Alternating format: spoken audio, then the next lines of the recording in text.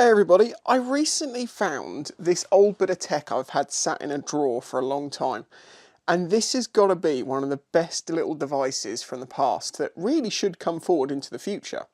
This day and age they do sell a lot of little keyboards, sort of Bluetooth multi-use ones. This actually isn't one of those, but it's the same sort of size, and I've only got it here as a comparison, because in the past a thing existed made by a company called Palm that look like this.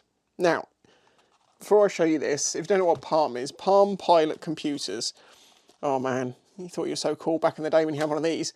This was way up to date at the time. This is a Palm Tungsten T3 made in 2003. It's got its stylus up here. It even took SD cards as expansion. Now this had all sorts of different functions. It was basically a mini word processing computer, and it had a few other functions. I used it because it had a recording program on it, as in record recording, that I could then put stuff on this, and then when I put it onto the computer it databased everything. But if you wanted to say write a Word document or something like that, you wouldn't want to tap it out on the tiny screen keyboard. There was an option, and it was this. And it wouldn't take a lot to think that a battery on this side and the electronics on this side wouldn't make it a lot fatter. Are you ready for this? How cool is that? It is a full-sized folding keyboard. As you can see, it's the same size sort of layout as that one.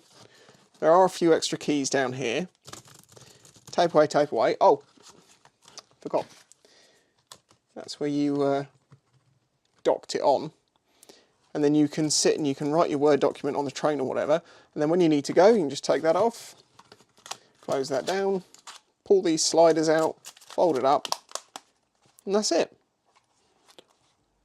Does anyone make anything like this for like Bluetooth keyboards? Because if they don't, they should.